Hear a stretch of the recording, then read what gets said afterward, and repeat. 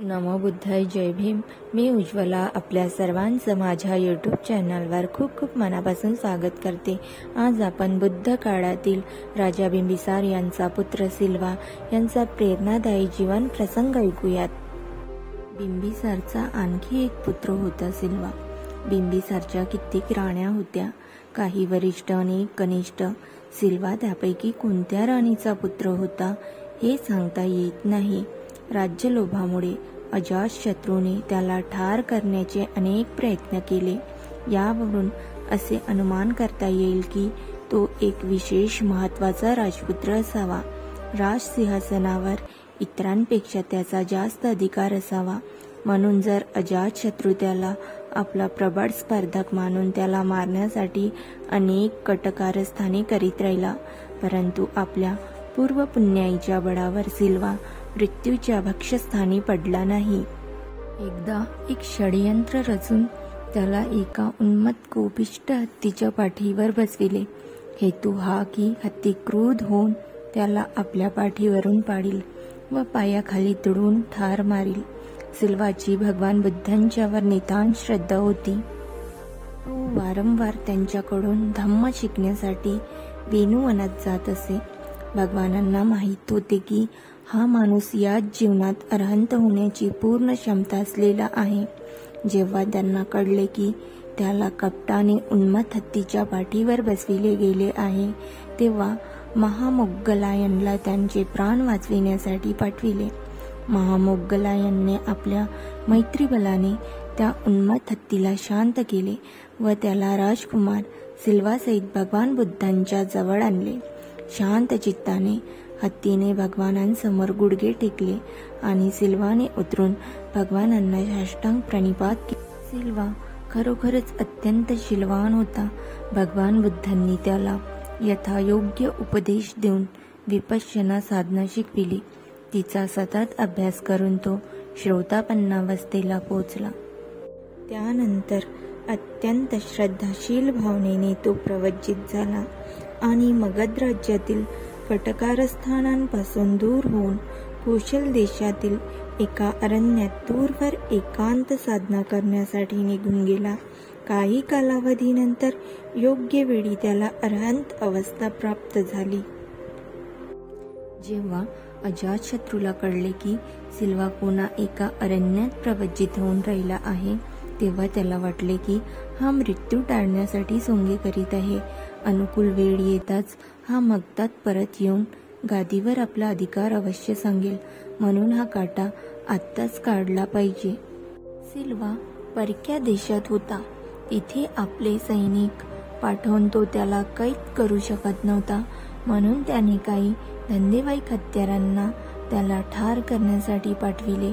जेव्हा हे लोक या दृष्ट हेतूने अरहंत सिल्वाजवळ पोचले, तेव्हा सिल्वाने त्यांना अत्यंत मैत्री चित्ताने आपल्याजवळ बसवून घेतले आणि धम्म प्रवचन ऐकिवले. मैत्रीभावाच्या तरंगाने ते प्रभावित झाले व धम्म देसना ऐकू लागले. शीलवान सिल्वाने त्यावेळी जे शील, महात्म्य, सत्वचरित्र महिमा गायला, सुदैवाने आजही सुरक्षित आहे. सिल्वाद्वारे गायलेले शील महात्म्य असे आहे. 1. इथे या मृत्यूलोकात मोक्षमार्गीयांनी चारित, पालन योग्य आणि वारित वर्ज्यशीलात सुरक्षित व्हायला पाहिजे. अशा सेवित शीलामुळे सर्व मानवी दिव्य आणि निर्वाणिक संपत्तीचा लाभ होतो. या लोकात ज्याला यश, प्रशंसा व त्याचप्रमाणे परलोकीचा आनंद लाभ हवा आहे, त्या समजदार बुद्धिवंताने आपल्या शीलाचे रक्षण करावे. 3. शारीरिक, वाचिक दुष्कर्मापासून दूर राहणारा शीलवान माणूस आपल्या धम्म आचरणामुळे अनेकांना आपला मित्र बनवितो. या उलट कायिक, वाचिक दुष्कर्मात मग्न दुशील व्यक्ती आपल्या पापचरणामुळे आपल्या मित्रांपासून दुरावतो, मित्रता धुळीस मिळवितो. 4. दुःशील, निंदनीय व अपयशी ठरतो, पण सत्शील माणूस सदैव कीर्ती आणि प्रशंसा प्राप्त करतो. सदाचरणाचा मार्ग सर्व कुशलतेचे उगमस्थान आहे, प्रतिष्ठापित आधार आहे, कल्याणाचा जनक आहे आणि सर्व धर्मात प्रमुख स्थान देणारा आहे. म्हणून नेहमी शुद्ध शील संपादन करावे. दुराचरणाला शील हे सीमारेषेप्रमाणे असते. शील मनाचा समतोल आहे. शील मनाची अतीव प्रसन्नता आहे. सर्व बुद्धांचे ते तीर्थ आहे. तिथे दुष्कर्माची मलिनता धुतली जाते आणि पुढे जाऊन निर्वाण शांतीची डुबकी मारता येते. म्हणून शुद्ध शील संपादन करावे. शील मार्च सेनेला पराजित करण्यासाठी अप्रतिम सामर्थ्य आहे. विकारांचा समूह नष्ट करणारे उत्तम अस्त्र आहे.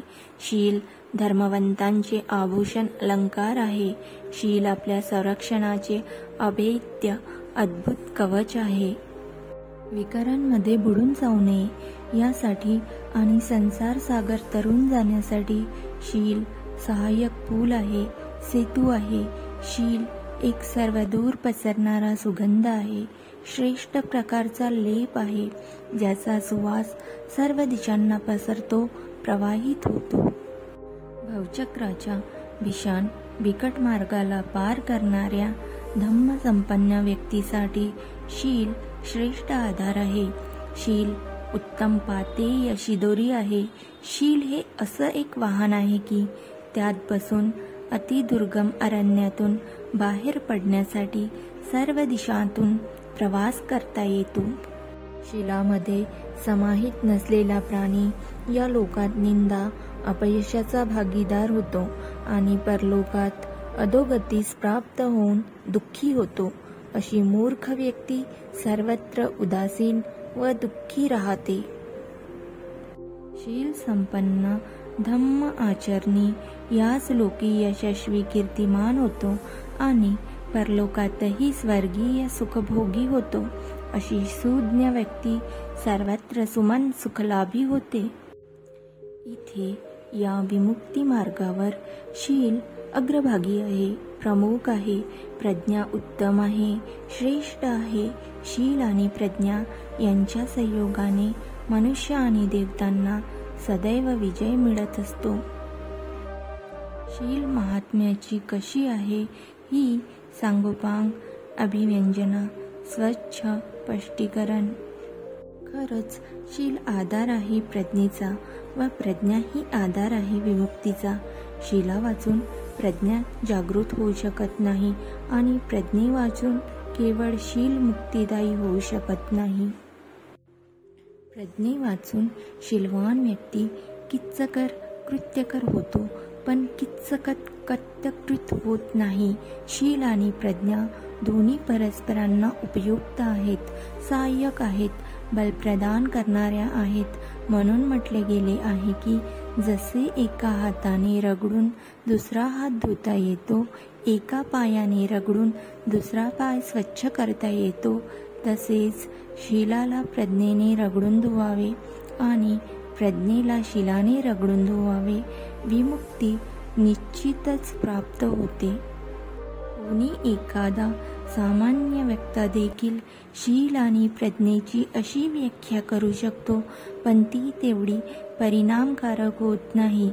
इथे शीलाचे महात्म्य त्या शीलवंताने गायले आहे, जो शीलाच्या आधाराने प्रज्ञा जगवून अरहंत झाला आहे. त्याची वाणी अशी कारुण्याने ओथंबली आहे आणि ओजपूर्ण आहे, जिला ऐकून प्रचंड धन मिळण्याच्या लोभामुळे आलेले ते खुनी सुद्धा बदलले. त्यांची मनोभूमिका बदलली. त्यांच्या मनात धम्मसंवेग जागा झाला, निर्वेद जागला. साऱ्यांनी संत सिल्वाच्या पायावर डोके ठेवले व ते गैरमार्गाने उदरनिर्वाह करण्याचे सोडून स्वस्तिमुक्तीच्या खऱ्या मार्गाचे अनुगामी झाले.